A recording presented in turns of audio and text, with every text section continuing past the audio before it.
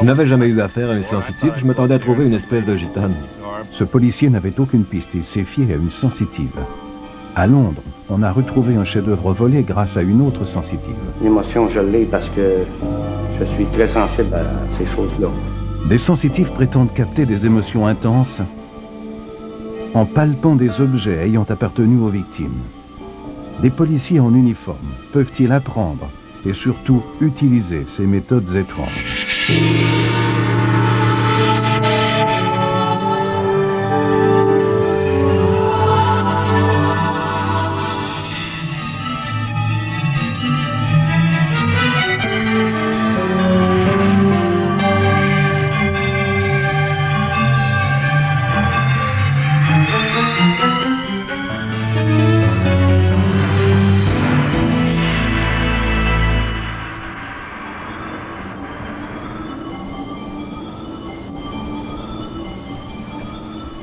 Les policiers, les enquêteurs, surtout ceux qui mènent des enquêtes à la suite de crimes violents, crapuleux, doivent rechercher les faits, la vérité.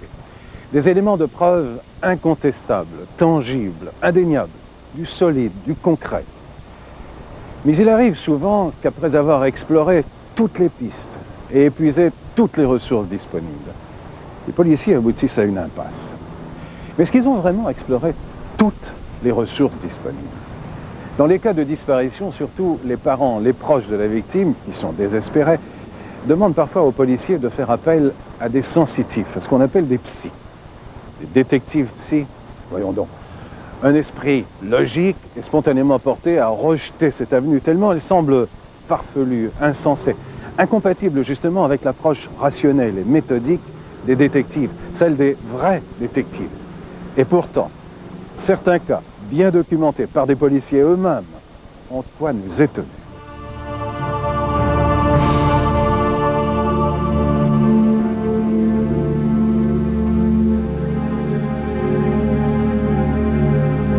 En 1979, la police de Fresno, en Californie, passe 160 km² au peigne fin pour retrouver une petite fille de 8 ans qui a disparu. Sans résultat. Désespérés, les parents de la petite Victoria de Santiago font appel à une sensitive. Guidés par ces indications, la police de Fresno a abouti dans une ferme avicole isolée. Au début, les enquêteurs Tim McFadden et Joel Popjoy étaient plutôt sceptiques. Je n'avais jamais eu affaire à une sensitive. Je m'attendais à trouver une sorte de gitane avec une enseigne de diseuse de bonne aventure. Je pensais qu'elle allait frapper quelques osselets, brûler de l'encens et qu'elle dirait des inepties. Mais la mère de l'enfant a insisté et nous avons accepté. Lorsque j'ai rencontré Kate, elle m'a semblé très normale. Après avoir discuté avec elle pendant une dizaine de minutes, je me suis rendu compte qu'elle savait quelque chose, parce qu'elle parlait d'éléments qu'elle n'aurait pas dû connaître. Kathleen Raya fait affaire avec plusieurs corps policiers. Elle a dit au sergent McFadden que la petite était morte. Elle avait vu la tragédie dans une vision. La première chose que j'ai vue, c'est qu'elle avait été enlevée par 2 hommes. Elle était dans une voiture avec sa sœur et un chien. J'ai senti que l'un des 2 hommes est parti avant la fin. Et j'ai commencé à avoir des indications sur l'endroit. Je voulais voir où il l'emmenait. J'ai senti qu'il prenait l'autoroute vers le nord, puis une sortie vers une route de campagne. J'ai vu un poulailler. Je voyais des plumes partout, des plumes de poulet.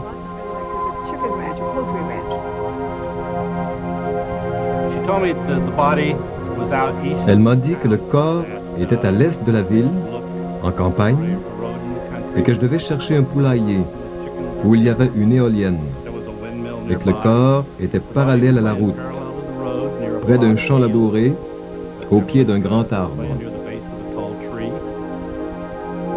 Victoria était accompagnée de son chien. Kathleen Raya était certaine que le chien était encore vivant et qu'il mènerait les policiers au corps de l'enfant. On n'avait pas encore retrouvé le chien. Au moment où j'allais partir, après 2 heures d'entretien, elle m'a saisi le bras et m'a dit une chose que je n'oublierai jamais. Tim, trouvez le chien et vous trouverez le corps de la petite. Parce que je sais que le chien est tout près, qu'on ne l'a pas déposé ailleurs. J'ai reçu un appel radio me prévenant qu'on avait trouvé un chien qui semblait correspondre à la description du chien de la petite. Je me suis aussitôt rendu chez la personne qui l'avait trouvé. En arrivant, j'ai appelé le chien par son nom, et dès que je suis entré dans la maison, le chien est venu vers moi. Je me suis alors dit que c'était sans doute le chien de la victime. J'ai appelé le sergent McFadden et je lui ai demandé quels autres renseignements on nous avait donnés pour reconnaître l'endroit. Lorsqu'on est arrivé ici, il faisait noir, on ne voyait rien, et j'ai tout juste pu voir l'adresse et l'entrée. J'ai demandé au sergent McFadden ce qu'il devait y avoir d'autre, et il m'a répondu que je devrais voir une éolienne. Je me suis dit, il n'y a pas d'éolienne ici. Je n'avais pas aperçu d'éolienne en garant la voiture. J'ai posé la question au propriétaire, qui m'a répondu qu'il y avait effectivement une éolienne en face de la maison, et que je l'aurais vue s'il n'avait pas fait si noir. J'ai dit aux personnes qui étaient là que nous devions aller voir.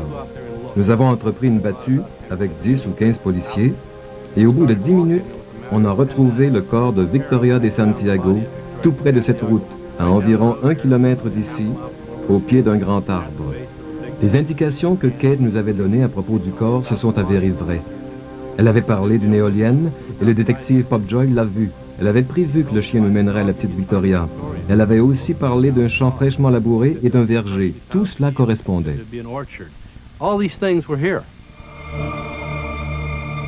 Le musée de Kenwood House à Londres possède plusieurs toiles de grands maîtres. Le 22 février 1974, des brigands lorgnaient l'un de ces tableaux. La joueuse de guitare, peinte au XVIIe siècle par le maître hollandais Jan Vermeer.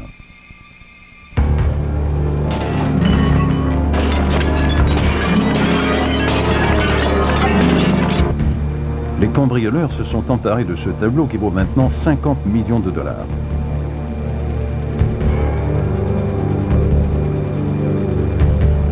Ils ont enlevé la toile du tableau, puis ils ont disparu. L'opération a été rapide, efficace et simple. D'une simplicité embarrassante en fait. Car il y a... J'ai jamais entendu parler de Jan Vermeer. En entendant la nouvelle à la télévision, la sensitive Nella Jones a ressenti quelque chose. J'ai aussitôt perçu des images, comme si j'entrais dans une sorte de demi-transe. Toutes les images me sont apparues très clairement. Nella a saisi un crayon et un bout de papier et elle a dessiné les images qu'elle avait en tête. Elle a tracé un plan et 2 croix bien distinctes. Je savais qu'il fallait faire quelque chose et la seule idée qui m'est venue, ça a été d'appeler Scotland Yard. Scotland Yard a refilé l'appel de Nella à l'enquêteur de l'escouade des vols du poste de police de Hampstead. Je suis pas folle, je suis une sensitive. Une quoi? Une sensitive. C'est l'agent David Morgan qui a pris l'appel. Je pense être en mesure de vous aider dans l'enquête du vol qui a eu lieu à Kenwood House. J'ai dessiné un plan sur lequel il y a 2 croix. Ouais. La première est très importante. Suivez mes indications et vous retrouverez le cadre. Nous allons y jeter un coup d'œil, merci madame. La première fois que Nella nous a appelés, j'étais très sceptique. Une personne tout à fait ordinaire prétendait avoir des visions. Je n'y croyais pas. Mais nous n'avions aucune piste. Ça valait donc la peine d'essayer. Mais je ne peux pas croire qu'on est ici à cause d'une vieille cinglite sensitive qui a des visions. Elle nous avait donné des indications passablement détaillées pour retrouver le cadre. On l'avait jeté sur Hampstead Heath. Elle avait décrit la route, puis des arbres ou des buissons et une clôture. La description était assez précise. Je n'arrive pas à y croire. Fait amusant, ce sont les renseignements fournis par Nella qui ont permis à l'enquête de progresser, car nous n'avions aucun indice. 2 jours après qu'on ait retrouvé le cadre, Dave Morgan a convoqué Nella au poste de police de Hampstead. Bonjour, madame. Bonjour. Êtes-vous prête à venir au poste? Oui, je suis prête. Je suis prête. Alors vous êtes une sorte de Sherlock Holmes. J'en sais rien. Je fais cela depuis toujours. Voici le croquis dont je vous ai parlé. Cette première croix représente l'endroit où vous avez trouvé le cadre. Et la deuxième croix? Je ne sais pas, c'est un endroit très important qui se rapporte à la toile. C'est près du lac, derrière Kenwood House. Qu'est-ce que vous racontez? Comment pourriez-vous savoir toutes ces choses? C'est de la foutaise. Mais monsieur, elle a trouvé le cadre. Alors, poursuivez les recherches. Merci, monsieur. Les enquêteurs ont donc suivi cette nouvelle piste qui les a menés au lac, derrière Kenwood House. Voilà l'endroit.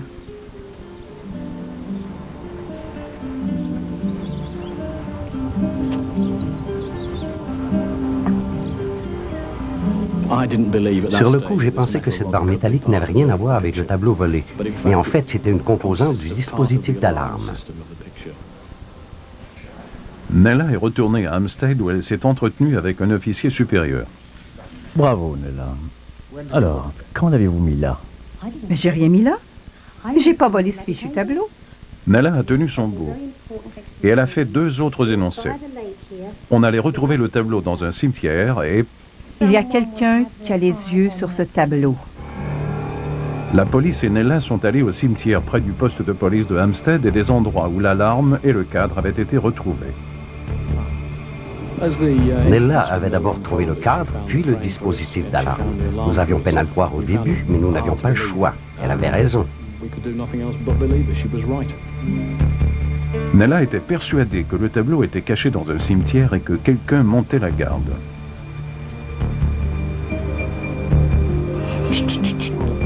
Quoi? Il y a quelqu'un.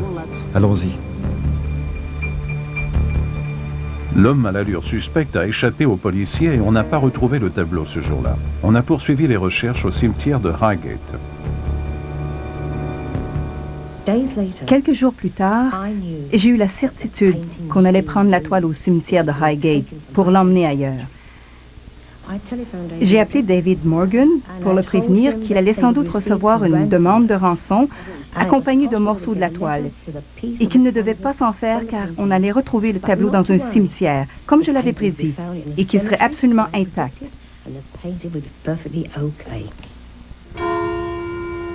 Des semaines plus tard, après qu'on ait effectivement reçu une demande de rançon accompagnée d'un morceau de la toile, un délateur a informé la police et on a retrouvé le tableau dans le cimetière de Bartholomew, à plusieurs kilomètres de celui de Highgate, bien enveloppé dans du papier journal. Quant aux voleurs, on ne les a pas retrouvés. Nella m'a prouvé qu'il faut rester objectif dans le domaine policier. Depuis, elle a collaboré à plusieurs reprises avec la police de Londres, avec de bons résultats.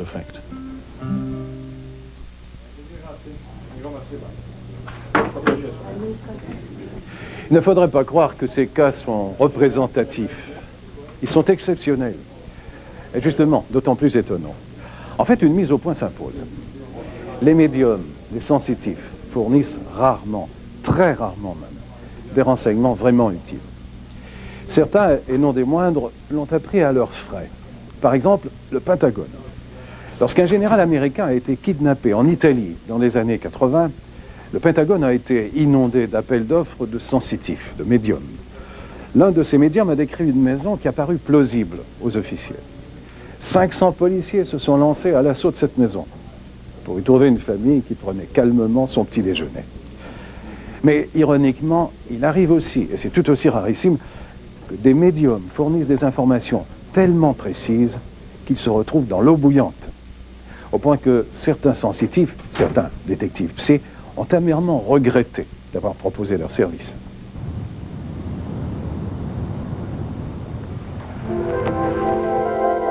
C'est une vision persistante qui a conduit Ethel Louise Smith dans un canyon près de Los Angeles. Elle avait entendu aux informations que la police cherchait une infirmière portée disparue, une certaine Melanie Yerby. Les enquêteurs faisaient du porte-à-porte, mais Ethel Louise est allée leur dire spontanément qu'elle savait exactement où se trouvait la jeune femme de 18 ans. C'est comme si j'avais entendu une voix, comme si on m'avait dit qu'elle n'était pas dans une maison. Dès que j'ai eu cette pensée, ça a été comme si je voyais une photo. Je pouvais voir où elle était. Je voyais une route sinueuse dans un canyon, un virage vers la droite, puis un sentier de terre qui menait à quelque chose de blanc, juste avant une butte. Je voyais aussi beaucoup d'arbustes. Je savais. Je suis allée au poste de police et j'ai rencontré un certain Lee Ryan, un détective, qui s'est montré vivement intéressé. Je lui ai dit Je sais que ça paraît étrange, je ne peux pas l'expliquer. Il m'a demandé si je savais le nom de la rue et j'ai répondu non, mais je sais comment y aller, même si je ne sais pas le nom de la rue.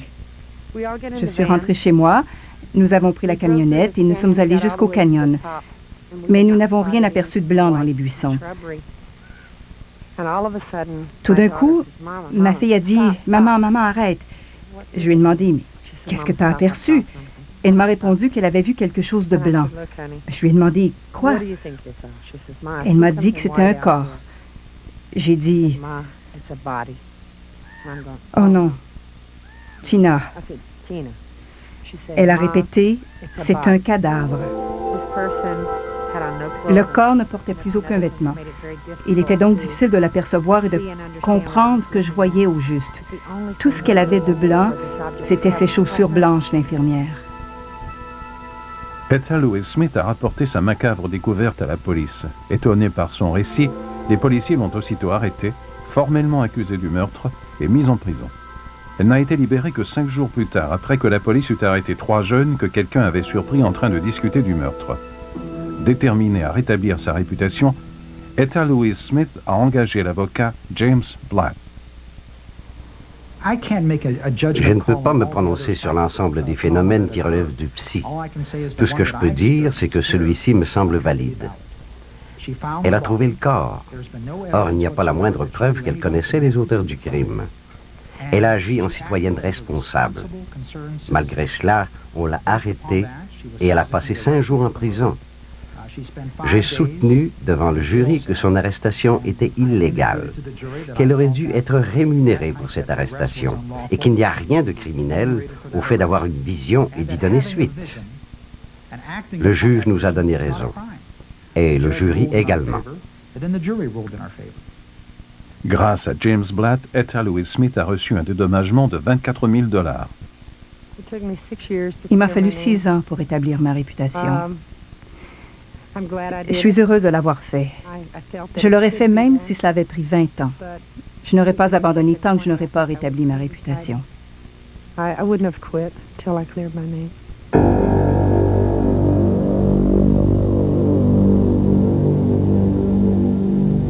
À Montréal, le 1er novembre 1984, le petit Maurice Villain est enlevé alors qu'il joue dans une ruelle près de chez lui. On déclenche une vaste opération policière. Le corps est retrouvé quelques jours plus tard dans une maison abandonnée près de Saint-Antoine sur le Richelieu, dans des circonstances qui demeurent encore mystérieuses. Ce ne sont pas les centaines de policiers lancés à sa recherche qui l'ont retrouvé. C'est cet homme, Yvan Gagnon. Mais Yvan Gagnon a servi d'intermédiaire. Il a suivi les indications que lui avait fournies un sensitif, qui tient encore à garder l'anonymat, et que les médias ont simplement appelé Monsieur X. En fait, Yvan Gagnon habite à près de 200 km du lieu du drame, à Beauport, près de Québec. Yvan Gagnon est naturopathe et il recourt parfois à l'hypnose. Il a enregistré la voix de Monsieur X en état d'hypnose. Il est maintenant rendu à sa destination. Où est-il?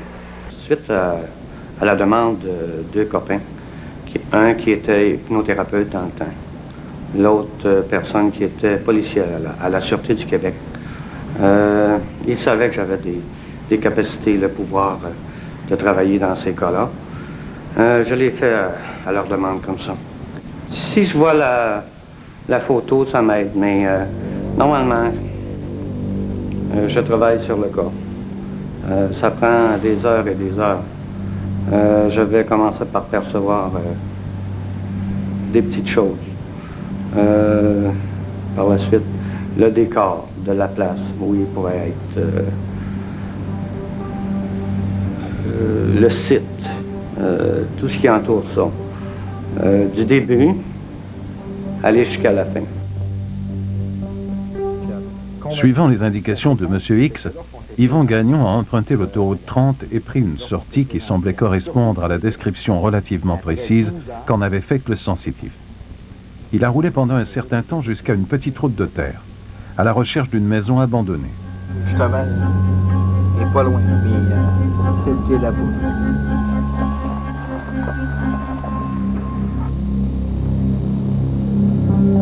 Jusque Jusque-là, aucun indice ne laissait entrevoir la macabre découverte qu'il s'apprêtait à faire. C'était une maison, une cabane comme les autres là, qu'on fouillait. Et puis justement, l'enfant était là, à droite, dans le trou. Je ne fais pas les parties là où il pourrait y avoir des gestes incroyables là, qui sont posés dans des cas de même. Je me consacre surtout à trouver là où le corps. L'émotion, je l'ai parce que je suis très sensible à ces choses-là. À partir de là, c'est comme si je vivais l'événement. Je travaille en fonction de ça. Je vois un petit bout là, un petit bout plus loin. C'est comme un casse-tête qui, à un moment donné, s'assemble ensemble. Là. La Sûreté du Québec avait mobilisé des effectifs importants pour cette enquête. Ce dénouement étrange n'a pas tardé à éveiller les soupçons. Comment ça s'est passé? Ça s'est très mal passé parce que ça a été perçu un peu comme de l'ingérence dans le milieu policier. Ils ne sont pas habitués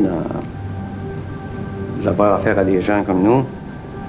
Et puis, suite aux indications que j'avais données, au travail que j'avais fait, la police, à ce moment-là, les policiers croyaient que c'était moi qui avais fait cet acte criminel.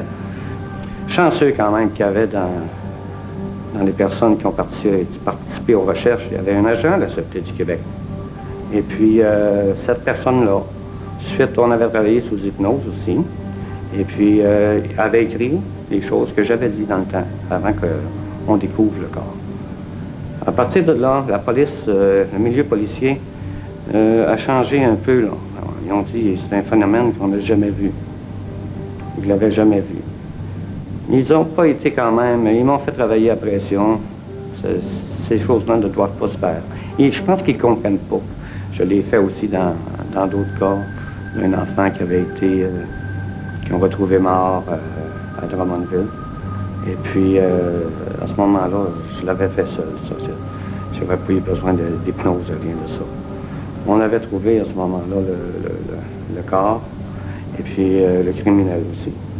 Dans des cas comme ça, nous, les sensitifs, on vit beaucoup de choses dans le psychologique. C'est déjà dur comme ça. OK? On porte ces événements-là sur nos épaules des mois, peut-être des années. C'est comme une blessure qui guérit mal. Il y a toujours des suites à ça. Et puis ça laisse des cicatrices mentales. On comprend bien que M. X déplore amèrement d'avoir été soupçonné d'être le meurtrier du petit Vien. Comme d'autres sensitifs d'ailleurs. Mais est-ce qu'il faut vraiment s'en étonner? Dans le cas qui nous occupe, on a eu recours à l'hypnose, ce qu'on fait plutôt rarement avec des sensitifs. Et c'est même pas nécessaire. On l'a vu, des policiers plutôt méfiants, très sceptiques, ont travaillé avec des sensitifs sans hypnose et ils ont témoigné de leur efficacité. Par ailleurs, d'autres policiers utilisent l'hypnose à l'occasion sans faire appel à des sensitifs. Pourquoi? Pour récupérer, du moins c'est ce qu'ils nous disent, des souvenirs enfouis dans le subconscient de témoins oculaires.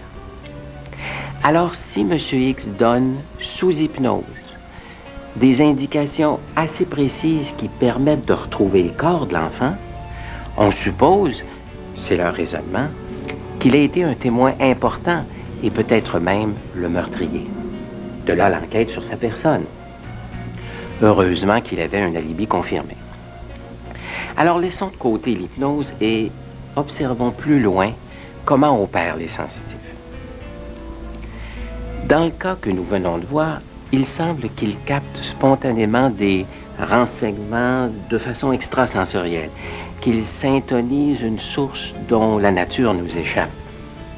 Et il y en a d'autres qui se servent d'un objet qui a appartenu à la personne disparue. L'ancien évêque de Joliette, Monseigneur Édouard Jeté, qui était lui-même sensitif, utilisait le terme « flair » pour désigner cette sorte de sixième sens et en portant particulièrement son attention sur l'objet qui se serait imprégné des ondes du propriétaire que l'on recherche. Oui, oui. On a déjà vu plus rationnel. Et comme il l'avouait lui-même dans son livre Au seuil du subconscient, c'est loin de fonctionner à tout coup. Mais lorsque ça marche, c'est absolument renversant.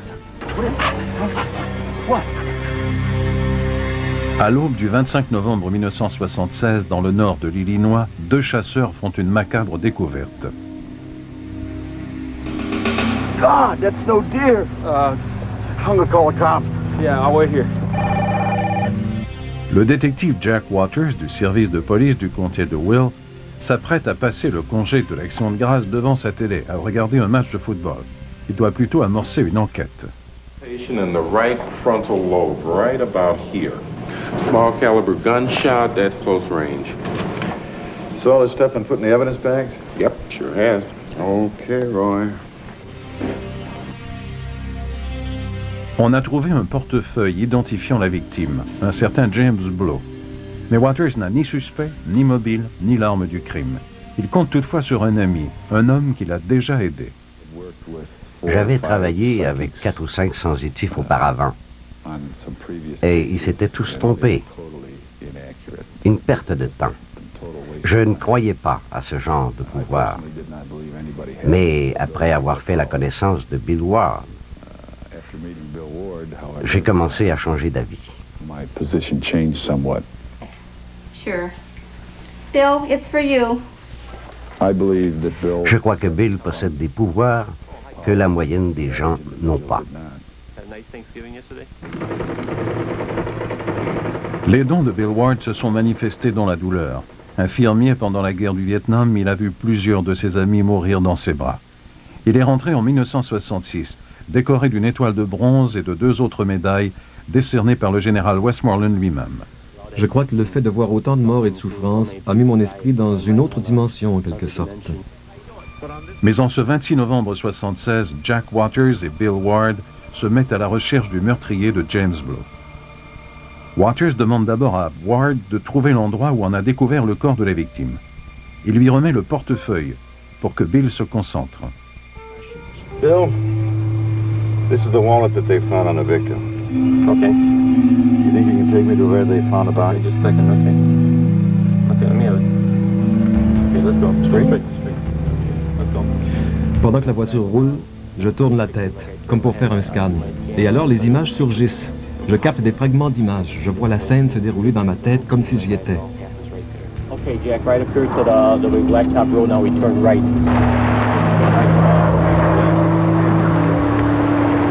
Okay, stop the car. Stop it. Stop it. Stop it. Be careful. Just stay there. Stay there. Watch Jack. it, Bill. Stay there. Stay there.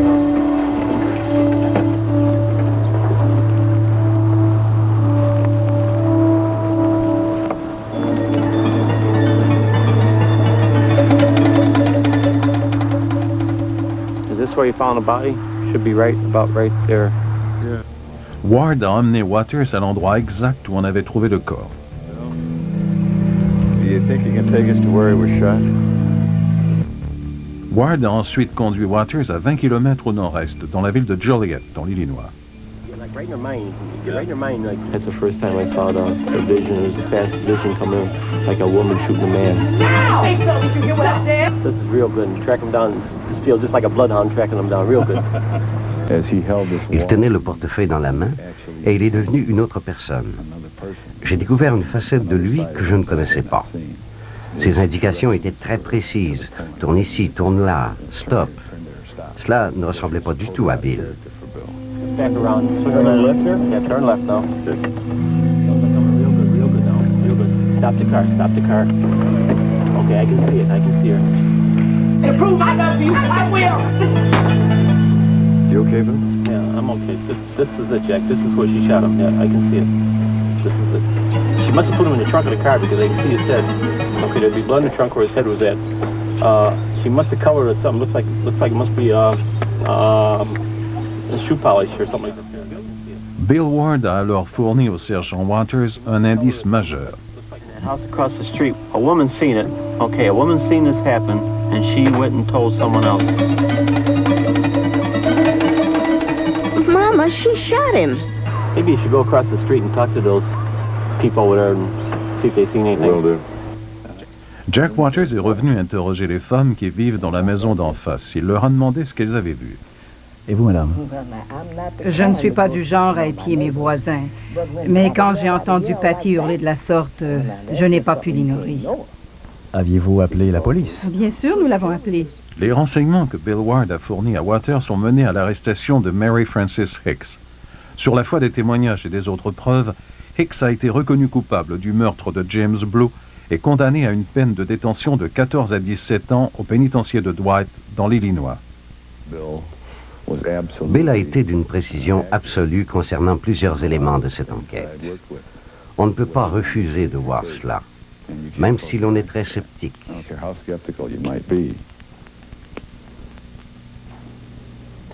On pourra tout de suite objecter, si vous ne l'avez pas déjà fait, consciemment ou inconsciemment, que Bill Ward, étant un vétéran du Vietnam, il a sans doute été marqué par la guerre, il a peut-être subi des traumatismes dont il porte encore les séquelles, autrement dit, qui n'est pas normal.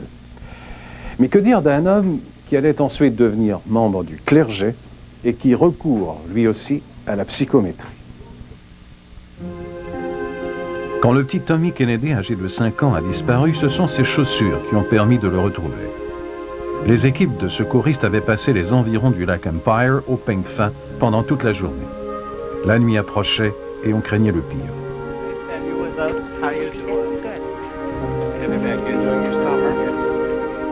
C'est alors qu'un prêtre anglican de la région a offert d'aider les secouristes. Il a demandé qu'on lui remette un objet qui appartenait à l'enfant. On lui a remis une chaussure de tennis. J'ai constaté que lorsque je touche un objet qui appartient à la personne disparue, je parviens plus facilement à me mettre sur la même longueur d'onde qu'elle. Après qu'on m'ait donné la chaussure, j'ai pu le capter, le syntoniser plus facilement. Je sentais vraiment que je devais faire une projection vers l'avant, et je savais que c'était la voie à suivre.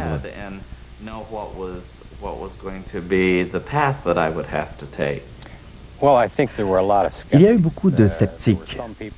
Bien des gens ont pensé qu'il était une sorte de sorcier ou un démon.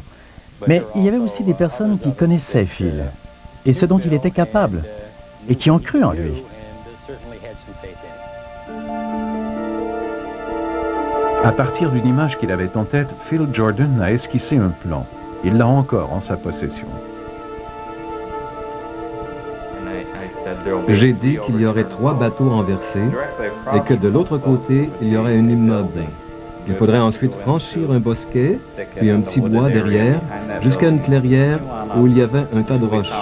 On y trouverait une source ou un ruisseau, et juste un peu plus loin, Tommy Kennedy était endormi au pied d'un arbre.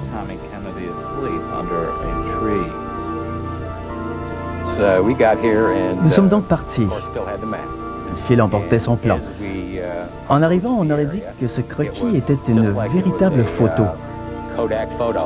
Nous avons continué dans la direction indiquée en toute confiance. En pénétrant dans le petit bois, je tenais la chaussure, et chaque fois que je la touchais, on aurait dit qu'elle m'indiquait la direction à prendre. La vibration me menait à droite, à gauche, en avant, et c'était comme une sorte de capteur. 17 heures de recherche n'avaient pas permis de retrouver Tommy. Phil Jordan l'a retrouvé sain et sauf en quelques minutes. Quand nous avons retrouvé Tommy, je me suis senti extrêmement ému. Cet effort psychique intense m'avait épuisé. Mais cette expérience spirituelle m'avait permis de sauver la vie du petit. Et je suis tombé à genoux et j'ai pleuré. À Jackson, petite ville minière fondée pendant la ruée vers l'or, les policiers apprennent de nouvelles méthodes. Le shérif Ken Blake a fait appel à Judy Bell pour donner des cours de psychométrie aux policiers. Vous allez prendre un objet sur la table, retourner à votre place, en faire une lecture psychométrique et écrire ce que vous ressentez. Les psychométriciens croient que les objets peuvent capter des vibrations, surtout à la suite d'un crime.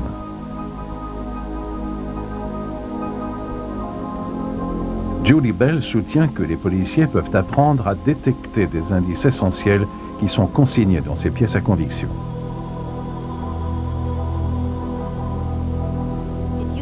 Si on prend un groupe de personnes et qu'on leur montre comment jouer au basketball, il y en a qui vont devenir de très bons joueurs et d'autres pas. Si on prend un groupe de policiers ou d'autres personnes et qu'on leur montre comment capter les vibrations, certains vont bien apprendre et d'autres pas. Il y en a qui vont exceller dans un domaine donné et certains autres vont exceller dans d'autres domaines. Tout le monde va y parvenir, mais le rendement va dépendre des aptitudes de chacun. C'est intéressant. Je sens une sorte de douceur. Même si c'est un fusil, je ne sens aucune violence. C'est un sentiment de douceur presque féminine. Il n'y a aucun doute que j'apprends quelque chose pendant cette expérience.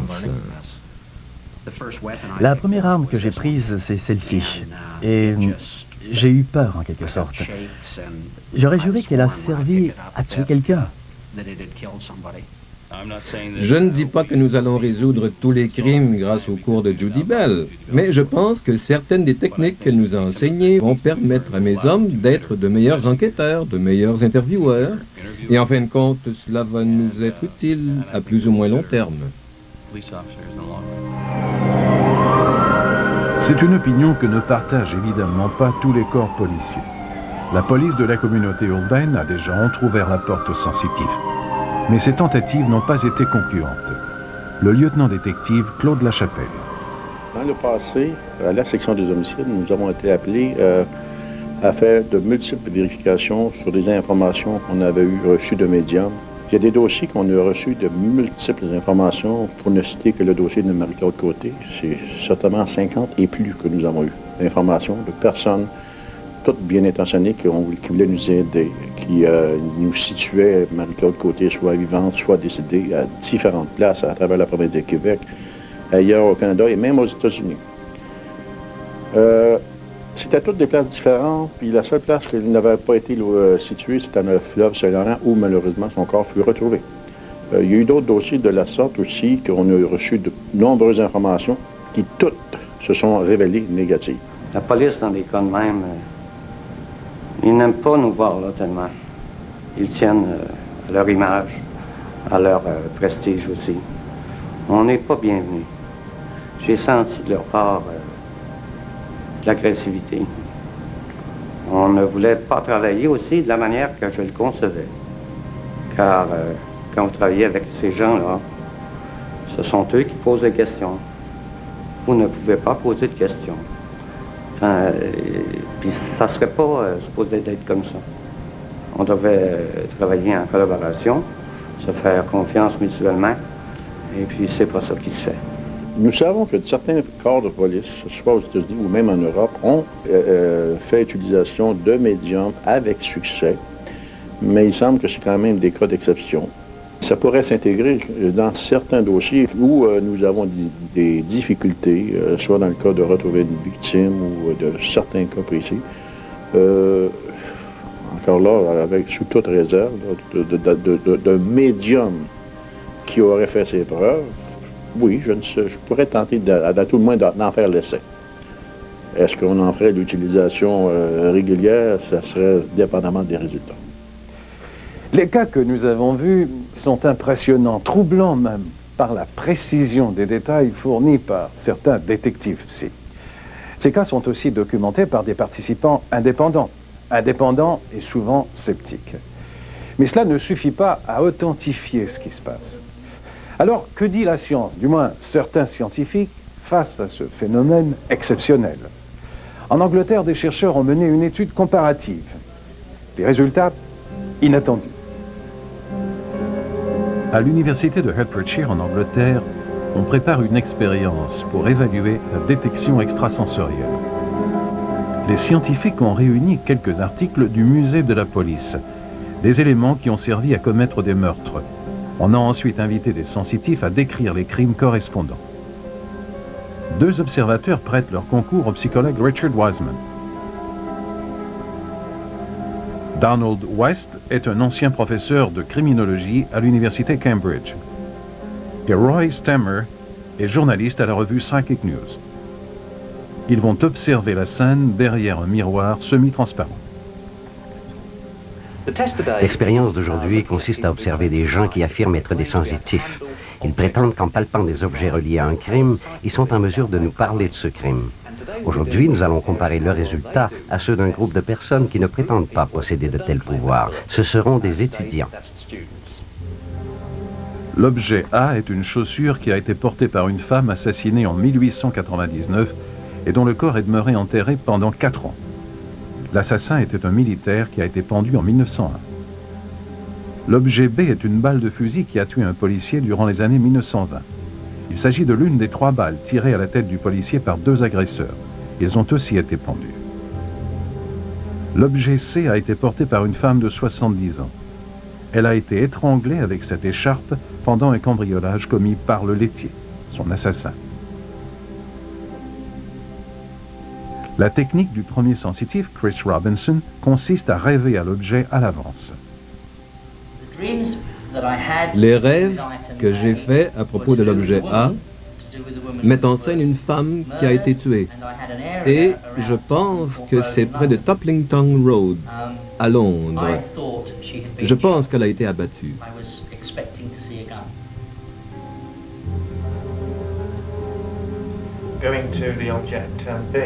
L'objet B maintenant. C'est étrange. J'ai de la difficulté à syntoniser cet objet. J'y sens quelque chose de dissimulé, qui n'a pas été dévoilé. Je suis devant un mur. Je ne sais pas s'il s'agit d'une chose que je ne dois pas connaître ou qui ne doit pas être dévoilée, mais j'ai entendu un bang retentissant.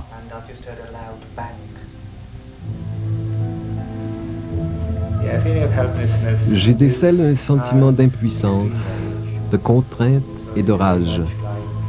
Je pense que la personne qui l'a porté a connu une mort très violente au niveau du cou. Mais il y a quelque chose qui me fait penser à de l'impuissance, de la panique, de la rage, de la peur.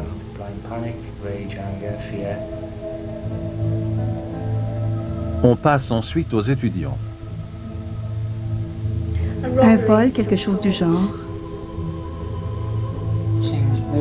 Je dirais que cela vient de la terre.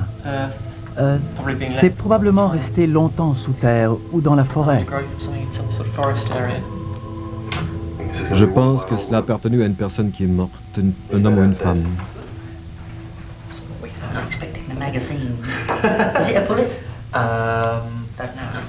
Après le test oral, on passe à la rédaction d'un texte et un questionnaire détaillé où les sensitifs et les étudiants doivent trouver la correspondance entre les données de chaque crime et les objets. Prenons le cas du soulier. Dans le questionnaire, on vous propose plusieurs possibilités. Nous vous demandons de cocher celle qui vous semble la plus appropriée. Avec l'écharpe, nous avons tous les 3 ressenti une sorte de suffocation ou l'impression d'être ligotés. Cela sentait la mort. La deuxième a été plus difficile pour nous tous. À la fin, j'ai entendu un coup de fusil. Je ne pouvais pas sentir la balle. La première était souterraine. Je pense pas avoir très bien réussi. J'ai pas eu beaucoup de temps pour y penser. Je sentais la pression. J'ai dit la première chose qui m'est passée par la tête. J'ai pensé que le soulier et l'écharpe ont appartenu à une femme plutôt âgée. Je ne pense pas avoir été très bon. Je ne pense pas avoir très bien réussi. Outre l'apparence physique des objets, une vieille balle ou quelque chose du genre, une femme a pu porter ce soulier ou peut-être cette écharpe, c'est purement physique. Je ne suis pas capable d'aller plus loin et préciser ce qui s'est passé.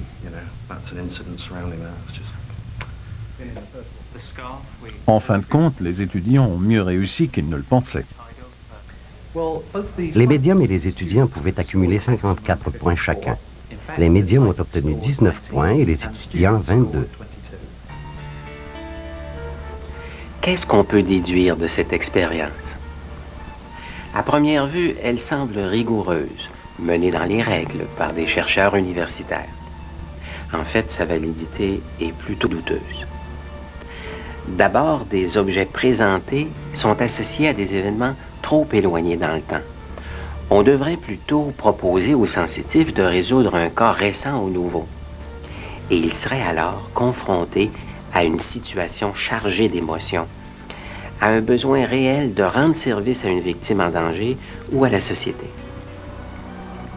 Ensuite, les personnes qui sont en contact avec les sujets participant à l'expérience connaissent l'origine et l'histoire des objets. Il y a donc une possibilité de transmission subtile d'indices et voire même de communication télépathique. C'est alors qu'un protocole rigoureux respecterait la règle du double insu, où les intermédiaires qui sont au contact des sujets sont naïfs en quelque sorte et ignorent eux aussi les éléments du drame qui est en train de se dérouler. On pourrait également tester les sensitifs d'une autre manière, en les comparant simultanément les uns aux autres lors d'une enquête portant sur un seul cas, bien réel celui-là. Bref, il m'apparaît important de tenir compte à la fois de la spontanéité du terrain et du recoupement d'énoncés recueillis à même un bassin de plusieurs sensitifs. La première agence de détectives psy a évidemment vu le jour en Californie, à Los Angeles plus précisément. Le fondateur de cette entreprise commerciale est convaincu que ces étranges pouvoirs peuvent littéralement être mis à profit si on se conforme à certaines règles. Bonjour, ici Mobius. Mobius a été fondé dans les années 1970 par Steven Schwartz, un ancien consultant de la marine américaine. Après un démarrage plutôt modeste, la société a fini par engager 10 sensitifs. Mobius a été fondé dans le but d'explorer non seulement le fonctionnement des pouvoirs psychiques, mais aussi ses utilisations concrètes. Je pense qu'au terme d'un siècle de recherche, un individu raisonnable peut maintenant accepter la réalité des phénomènes psychiques. Reste maintenant à leur trouver des applications concrètes.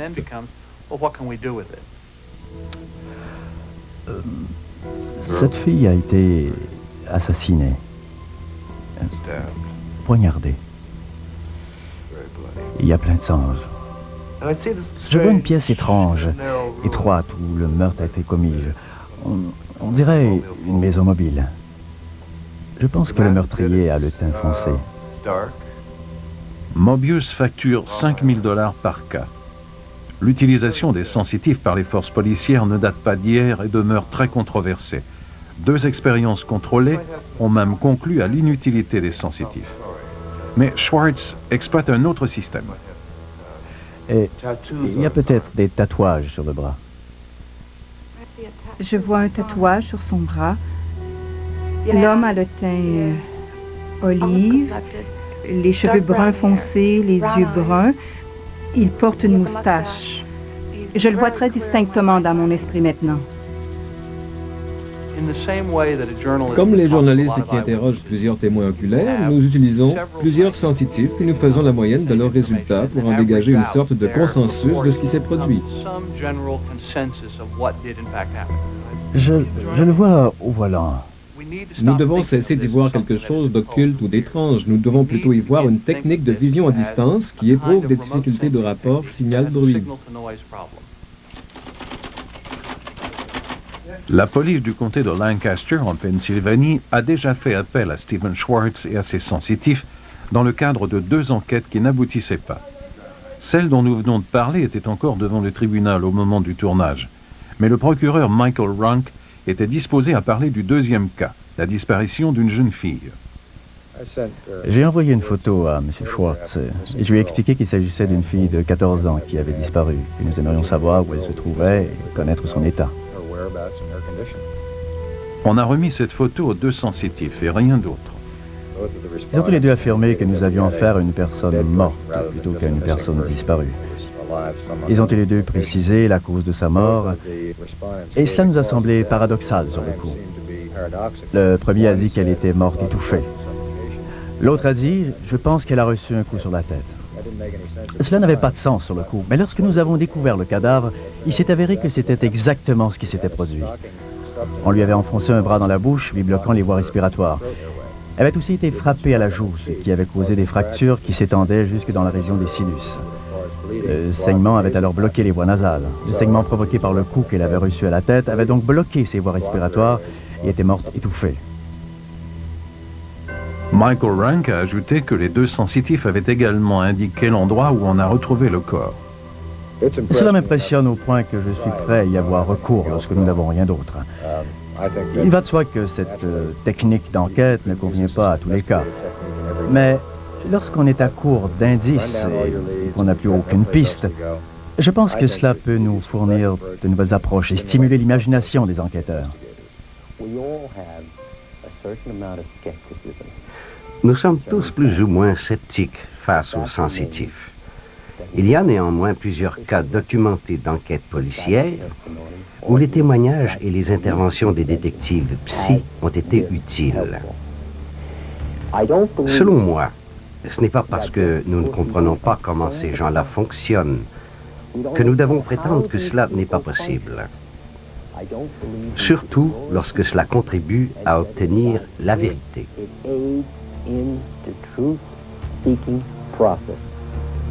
Mobius a également effectué des enquêtes pour des archéologues. En 1977, des sensitifs ont localisé l'épave de navire. Mais leur plus grande réussite a été de retrouver les ruines d'une ville enfouie, près d'Alexandria. Les archéologues savaient que cette ville se trouvait dans un rayon de 200 000 carrés. Les sensitifs de Mobius ont trouvé l'emplacement exact du premier coup. Ils ont repéré cette maison et ils ont même décrit quelques objets qu'on y a trouvés. Les sensitifs utilisent une technique de vision à distance qui peut nous fournir un signal utile. Ce n'est pas une panacée, ni une formule magique. Il n'y a rien d'étrange là-dedans. C'est un nouvel outil que nous devons étudier et qui, selon moi, peut servir la science et l'humanité. Le dernier cas que nous vous présentons est très particulier. Il s'agit d'une sensitive que l'on a contactée tout juste après un tragique accident. Un petit garçon jouait sur une rivière gelée, la glace a cédé, il a été emporté par le courant sous la glace. Tout cela s'est passé évidemment très vite. À l'arrivée des secouristes, on avait déjà perdu le petit garçon, on ne le voyait plus. On imagine très bien le désarroi et l'angoisse qui devaient être palpables.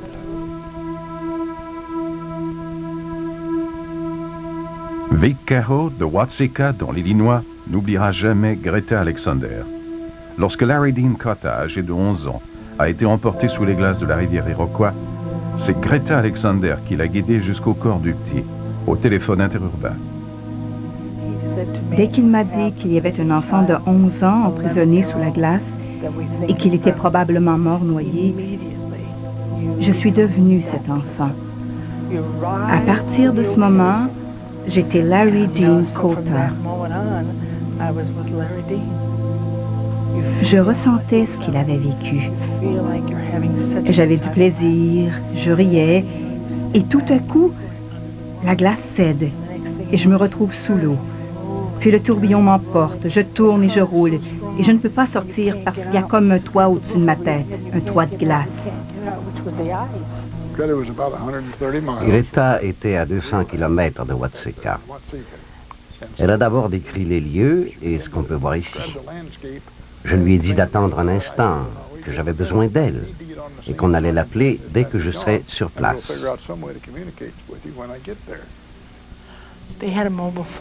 Ils avaient un téléphone cellulaire et ils étaient à l'endroit où le jeune avait glissé sous la glace.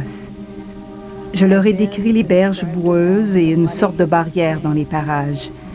Et je leur ai dit de regarder tout autour, comme si c'était l'automne, comme s'il n'y avait pas de neige. Je sentais que je voyais juste. Lorsque j'ai cette impression, je peux continuer. Puis, j'ai écouté. J'ai entendu les bateaux et les moteurs. Je les entendais couper la glace. Je les entendais comme Larry Dean les entendait. Et je voyais des images. C'était comme regarder la télévision et entendre avec les yeux de l'esprit.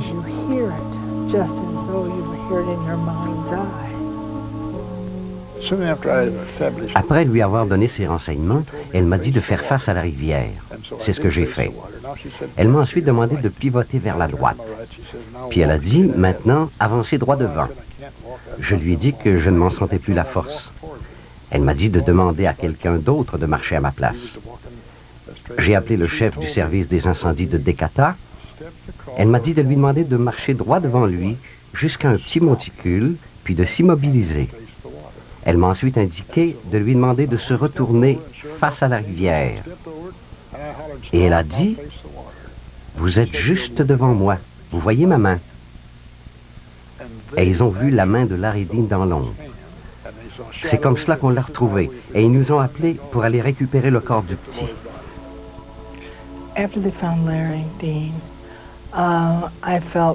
Après avoir trouvé Larry Dean, je me suis sentie en paix. Je sentais que j'avais bien travaillé et que les parents étaient soulagés.